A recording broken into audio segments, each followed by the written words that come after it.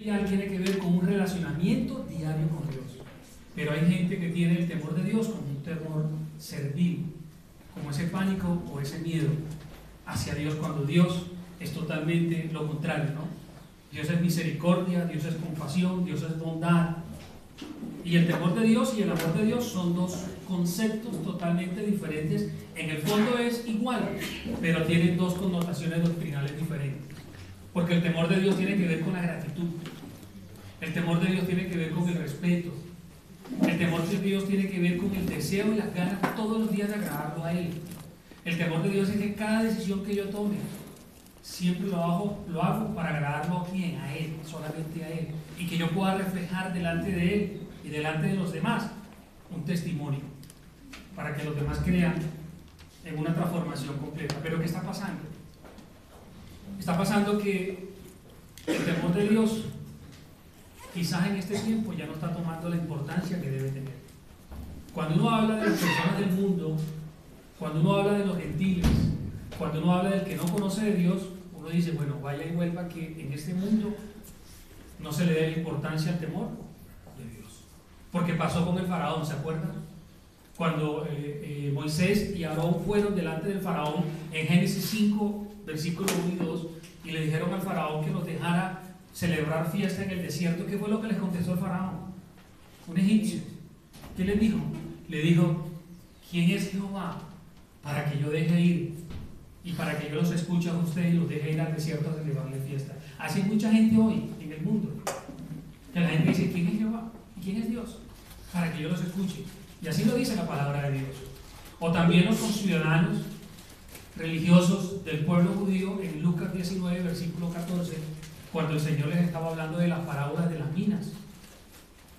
¿Y esos qué le decían? Le decían, no queremos que tú reines sobre nosotros o con nosotros. Y así se la pasa la gente en el mundo. Pero lo más triste es que nosotros como creyentes o hijos de Dios no le demos la importancia al temor de Dios. Es lo más lamentable. Y yo le doy la importancia al temor de Dios cuando tengo una vida de conexión, de coinonía con Dios, en una vida abundante de oración.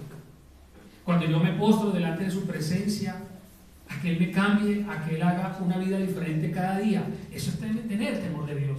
Eso es agradarle a Dios. Pero ¿qué pasa? Que la oración se ha convertido en un desuso. Quizás ya la oración no es la herramienta, porque la oración es el secreto de la victoria realmente.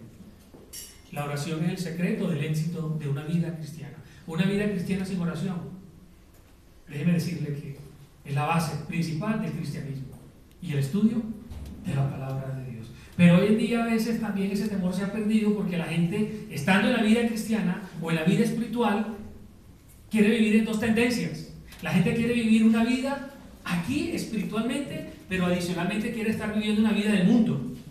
Yo no puedo vivir entre dos señores, porque eso no es temor a Dios.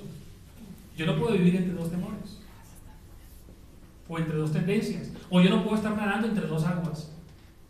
Pero quizás también se pierde el temor a Dios cuando, estando viviendo una vida espiritual, todavía anhelo en mi corazón vivir una vida mundana, o comportarme como la gente que no conoce de Dios. Eso no es tener temor de Dios. Eso es para reflexionar. ¿Qué es el temor de Dios? Es ese temor filial, de amor, de que es mi verdadero Padre, al que yo amo, al que yo respeto, con el que tengo una intimidad, con el que tengo un relacionamiento diario. Pero estamos en una vida espiritual, pero también queremos vivir una vida del mundo. Y la Biblia lo dice, yo no puedo vivir entre dos señores. Es un sincretismo, eso se llama sincretismo religioso. Cuando las personas quieren vivir entre los dos mundos. No, tengo que vivir uno solo. Y yo tampoco puedo estar coqueteando con el pecado. Porque cuando una persona empieza a coquetear con el pecado, cuando una persona empieza a picarle el ojo al pecado, está cometiendo un garrafal error. Y ha perdido el temor de Dios. Yo no puedo coquetear con el pecado. Yo no puedo picarle el ojo al pecado. Yo no puedo estar entre esas dos partes. O vivo una vida espiritual o vivo una vida de mundo. Pero no puedo estar viviendo una vida espiritual y viviendo una vida de mundo. Y la Biblia nos llama a todas las personas que estamos aquí sentados a exhortar, a decirle al pecado lo que es Pecado, porque el pecado va en contra del temor de Dios. El pecado siempre va en contra del temor de Dios. Y hay que exhortar sobre el temor de Dios. Quizás a algunos no les gusta cuando se habla de la esencia de que el pecado va en contra de todo lo que tiene que ver con la dignidad y la santidad de Dios. Pero hay que hablar esos temas también. Hay que decir que el pecado va en contra del temor de Dios. Yo no puedo vivir entre una vida espiritual y una vida del mundo. Y el consagrado o la consagración tiene que ver con la santidad. Una vida limpia, auténtica, pura. Una vida dedicada ¿a quién? A nuestro amado Padre. Es para reflexionar. ¿Y saben cuál es el boleto de entrada a la presencia del Señor? Está en el libro de Hebreos capítulo 12, verso 14. Dice que sin santidad nadie verá ¿quién? ¿El rostro de quién?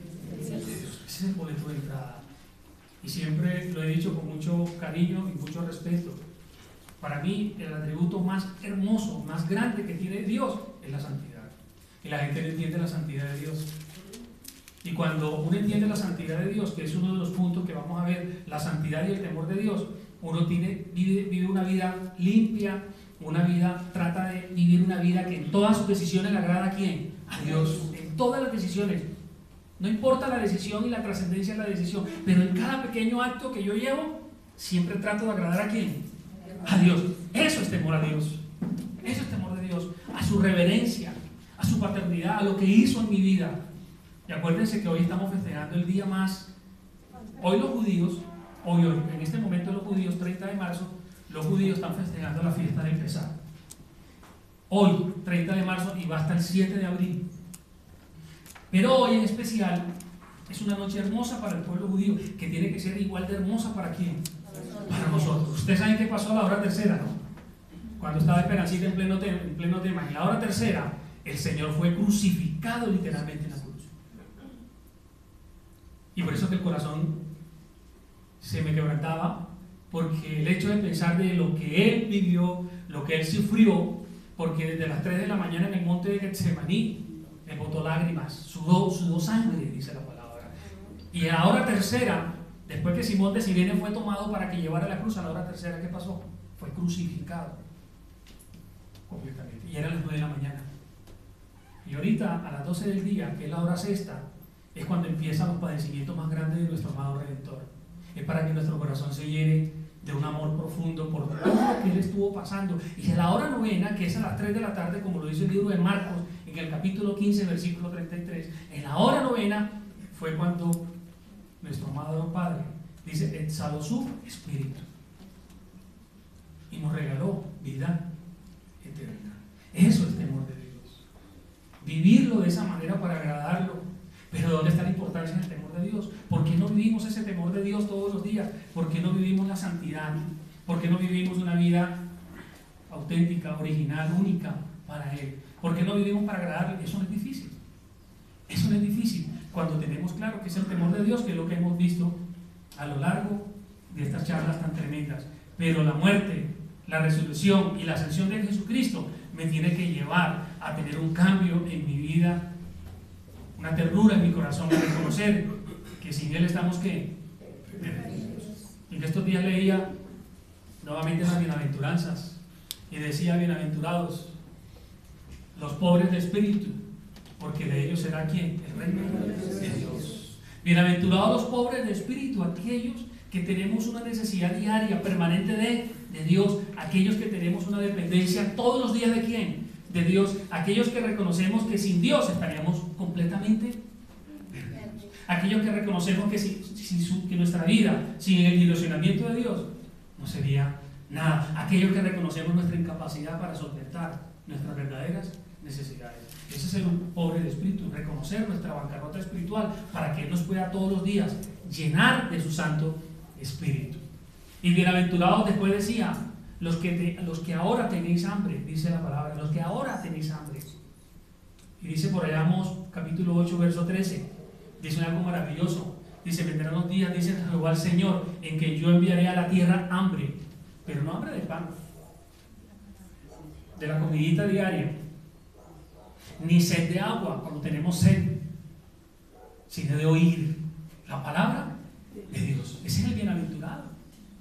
Bienaventurados los que hoy lloran, dice la Biblia, los que hoy botan sus lágrimas, los que están pasando por una dificultad, los que estamos pasando o los que hemos pasado por algún problema difícil, alguna situación complicada. Bienaventurados esos, sobre todo bienaventurados aquellos que han sido perseguidos, ¿no?, por el Evangelio de Cristo. Pero dice, no se preocupen los que ahora lloran, porque después reiréis, reirán. ¿Por qué voy a reír? Porque en la presencia de Él y aquí en la tierra ya yo tengo seguridad de salvación. Acuérdense de las cuatro P, ¿se acuerdan? Presencia, perdón, propósito, perdón, paternidad y vida eterna. Acuérdense de eso. Son unos regalos. Entonces, ¿yo cómo me siento? Yo tendré que reír. Yo tendré una vida de gozo, de alegría, de felicidad, de bendición. Porque yo entiendo el temor de Dios. Todo esto es el temor de Dios. Entonces yo le doy la importancia al temor de Dios y lo pongo en el primer lugar de mi corazón. Ahí donde tiene que estar. Pero el boleto de entrada a la presencia de Dios es la santidad. Porque sin la santidad nadie podrá ver ¿qué? El rostro de Dios. Porque queremos vivir la vida cristiana, pero sin la cruz de Cristo. Y cuando uno carga la cruz, una cruz es un madero por lo menos de 3 metros de largo por 2 de ancho, ¿no? Por lo menos. Y una cruz es pesada. Una cruz es pesada de llevar. Una madera de cedro o de roble de esas dimensiones, el que se la coloca en el hombro le va a costar llevarla. Como le costó a Simón de Cirene, pero después lo entendió. Pero también nuestro amado Padre sufrió al llevarla. Pero queremos llevar una vida cristiana sin cargar la cruz. Tenemos que cargar. Y eso lo hacen verdaderos discípulos. ¿Cargando qué? La cruz. Pero tenemos muchos distractores, nos estamos distrayendo demasiado. Y el primer punto tiene que ver con eso, con la santidad. La santidad y el temor de Dios. ¿Qué tan santo? ¿Y qué tanto estamos agradándole a quién? A Dios. Mire lo que dice Hebreos en el capítulo 12. Alguien que me ayude con Hebreos 12 del 28 al 29. Alguien que me ayude con Daniel 6, 26 y 27. Bueno, necesita mi ayuda con Hebreos 12, 28 y 29. Así que, recibiendo nosotros un reino inconmovible, tengamos gratitud y mediante ella sirvamos a Dios, agradándole con temor y reverencia, porque nuestro Dios es fuego consumido. Exacto. Así que recibiendo nosotros un reino como inconmovible, ¿cómo debo actuar yo cuando tengo temor de Dios? Con gratitud, pues dice la palabra, como lo mencionaba en su lectura Juan David. Dice, tenemos gratitud mediante ella y sirvámosle entonces a Dios, agradándole con temor y qué. O sea, un hombre que tiene temor de Dios y una mujer que tiene temor de Dios le sirve con gratitud, con disposición, le sirve con temor a Dios. Por favor, alguien que me ayude con Daniel 6, 26 y 27. Daniel 6, 26 y 27 dice algo espectacular en las palabras de un inconverso, en las palabras de un rey que era el rey Darío. Estamos hablando del año 522 a.C. aproximadamente. Daniel 6, 26 y 27. Dice, de parte mía es puesta esta ordenanza, que en todo el dominio de mi reino todos teman, y también ante la presencia del Dios de Daniel, porque Él es el Dios viviente y permanece por todos los siglos, y su reino no será jamás destruido, y su dominio perdurará hasta el fin. 27. Él salva y libra, y hace señales y maravillas en el cielo y en la tierra. Él ha librado a Daniel del poder de los leones. Gracias. Mire lo hermoso.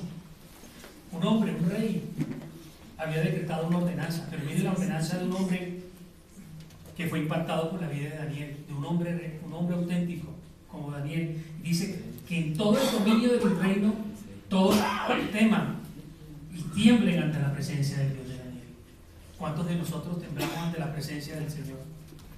Pero cuando hablamos de ese temblor o ese temor, lo que les decía, no es el temor servil, sino el temor filial. Ese temor que me lleva a reconocerlo como mi único y mi verdadero Padre. Y fíjense que la palabra dice que Él decreta una ordenanza, dice que en todo el dominio de mi reino todos teman y tiemblen ante la presencia del Dios de Daniel, porque Él es el Dios viviente, porque Él permanece por todos los siglos y su reino no será jamás destruido, y su dominio perdurará hasta el fin. Que todos tiemblen, dice la Biblia, y teman delante de la presencia de ¿quién? De Dios. Dice 2 de Pedro, capítulo 1, versículos del 10 al 12. 2 de Pedro dice lo siguiente, capítulo 1, versículo del 10 al 11 o al 12. Por lo cual, hermanos, tanto más procuren hacer firme vuestra vocación y elección, porque haciendo estas cosas, dice la Biblia, no caeréis jamás.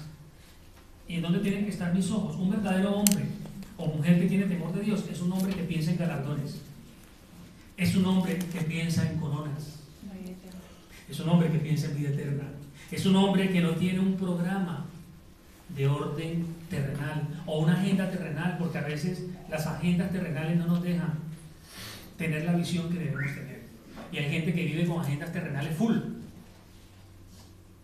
Y Dios no me mandó a mí vivir con una agenda terrenal, sino con una agenda eterna, una agenda espiritual. O sea, la visión de un hombre verdaderamente temeroso de Dios está puesta en el galardón. Está puesta ¿en qué? En las coronas. Está puesta en una vida de oración, en el discipulado, en la formación, en llevar la palabra, en enseñar la palabra de Dios. En eso está puesta la vida de un hombre que teme a Dios. Porque mire lo que dice el verso 11 de 2 de Pedro, capítulo 1, verso 11. Dice, porque de esta manera os será otorgada amplia y generosa. Entonces, ¿y generosa entrada en dónde? Entonces, ¿qué tengo que pensar yo?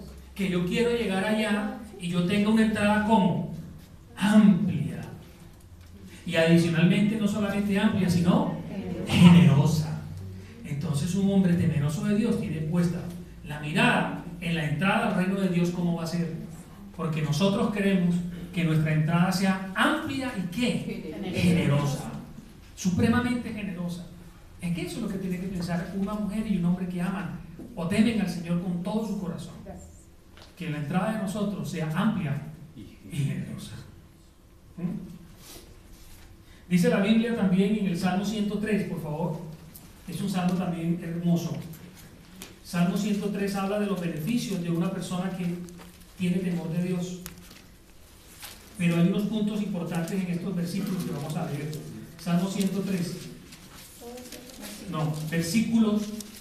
Vamos a ver el versículo 11. 11. Porque como la altura de los cielos sobre la tierra, engrandeció su misericordia. Pero ¿para quién engrandece la misericordia? Dice, sobre los que le temen.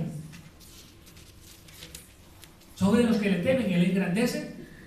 Entonces nada ocurre a un hijo de Dios por error. Nada ocurre por error. Todo siempre va a tener para un hijo de Dios un verdadero propósito. Porque el Señor no se equivoca. El Señor es hombre para equivocarse. Y nada ocurre porque sí. Dios no tiene los cabos sueltos. Nada ocurre por error. Por eso es que aquí dice que Él engrandece su misericordia. Pero sobre los que le temen. Y miren lo que dice el 13 y el 14 de ese mismo capítulo.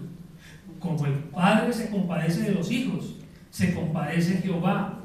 ¿De quién se compadece el Señor? Y vuelve y lo dice. De los que le temen. Porque el 14 dice algo maravilloso. Porque Él conoce nuestra condición y se acuerda que somos ¿qué? Polvo.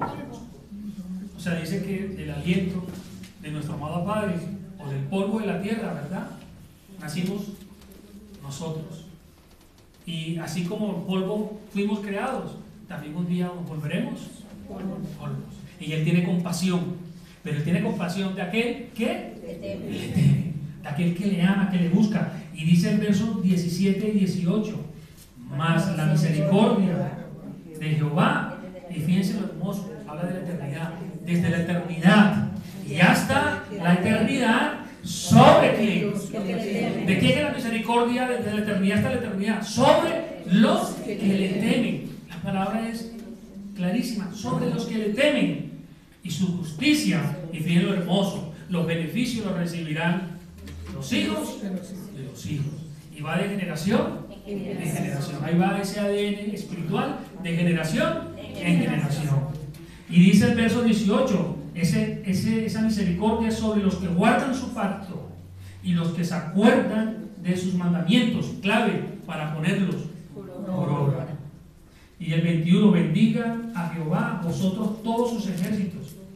Todos los que estamos aquí somos sus ministros, ministros suyos, que hacen ¿qué? Su voluntad. Hacen la voluntad de nuestro amado Padre. Maravilloso. La misericordia, la compasión, la bondad, el cuidado, es sobre los que le temen. Es sobre los que entienden el respeto, la reverencia, el amor, la filiación que tenemos con ¿quién? Con nuestro amado Padre. Entonces el primer punto, vamos a hablar del primer punto, que es la santidad y el temor de Dios. La santidad y el temor de Dios. La santidad y el temor de Dios. Y vamos a irnos a un versículo maravilloso que está en 2 Corintios capítulo 7, verso 1. 2 Corintios capítulo 7, versículo 1.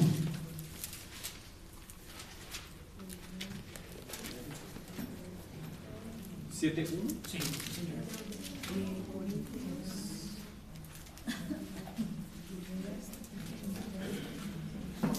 Así que, amados, puestos que tenemos tales promesas, limpiémonos de toda contaminación de carne y de espíritu y perfeccionando la santidad en el temor de Dios. Espectacular. ¿Saben por qué es hermoso? A veces leemos el versículo y no lo detallamos. Mire lo que dice este versículo, como lo acaba de leer Juan David. Así que, amados, puesto que tenemos tales promesas, ¿vieron la palabra espectacular? Dice limpiemos. La palabra limpiar significa eliminar, significa desterrar, significa extirpar, erradicar, alejar, aniquilar. Mira lo que significa la palabra limpiar. El Señor me está diciendo que yo aniquile, que yo extermine, que yo destierre, que yo erradique, que yo elimine. ¿Toda qué? Toda contaminación. Y la palabra contaminar, que es la segunda palabra a revisar, significa pervertir, desagradar, corromper, depravar. Significa infectar. Además, no solamente me contamino yo, sino que le transmito la infección ¿a qué? Al otro, lo contamino. Porque dice que contaminar es transmitir, infectar, envilecer, depravar y corromper. Entonces, cuando yo lo leo en conjunto, cuando yo lo leo y lo desagrego, Dios me está diciendo que yo aniquile toda depravación, que yo aniquile toda infección. ¿De qué? De pecado. Que yo no me deje corrompir ni me deje pervertir. Eso es lo que dice el Señor acá, para yo poder vivir la vida que Él desea y anhela para mí. Y después dice, limpiémonos de toda contaminación de carne y de espíritu, porque también hay contaminación de carne. Acuérdense que los que piensan en la carne hacen las cosas, o sea, todo es en el pensamiento. Pero lo del espíritu, hacemos las cosas del espíritu, porque todo está ¿dónde? En el pensamiento. Entonces también dice que yo debo limpiarme y aniquilar toda perversión o toda contaminación de carne y de espíritu. Y después dice algo hermoso, dice perfeccionando. Entonces hay que mirar qué es perfeccionar. Perfeccionar, ¿qué significa? Optimizar. Significa pulir, limar, afinar, refinar, desarrollar, incrementar, madurar. Mire todo lo que significa esa palabra.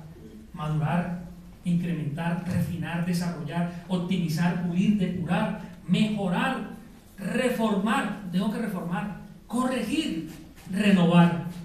Todo eso significa perfeccionar. Entonces Él me dice que yo me limpie de toda contaminación de carne y de espíritu, pero que también me vaya ¿qué?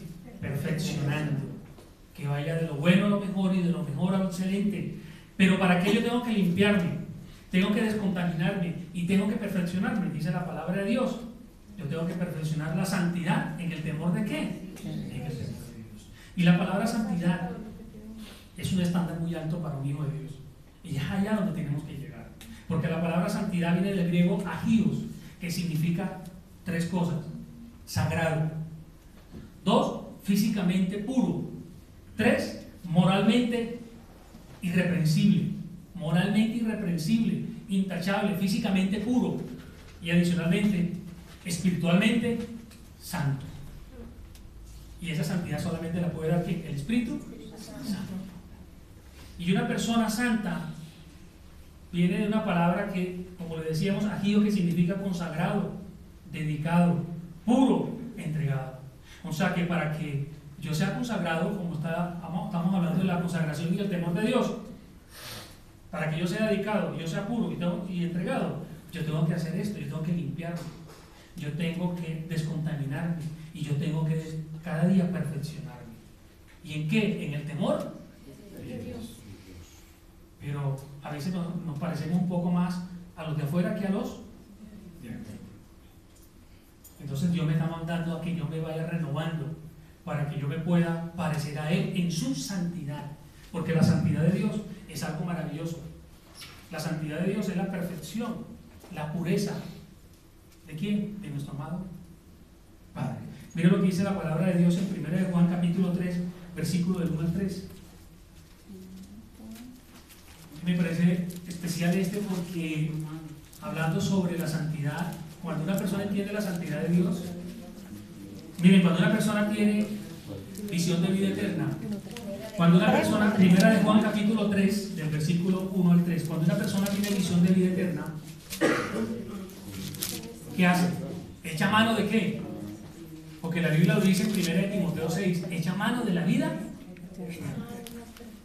El día en que usted y yo dejemos de echar mano de la vida eterna, tenga mucho cuidado, porque eso es lo que a mí me mantiene, o nos debe mantener limpios, puros y consagrados, que sabemos que un día vamos a estar en la presencia de ¿quién? De Dios. Y cuando una persona lo tiene así de claro, mire lo que dice la palabra.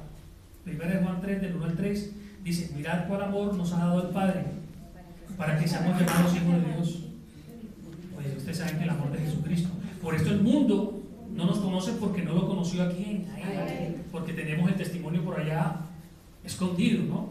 Pero dice el verso 2, amados, ahora somos hijos de Dios, y aún no se ha manifestado lo que hemos de ser. Todavía no se ha manifestado lo que nosotros vamos a ¿qué? Hacer.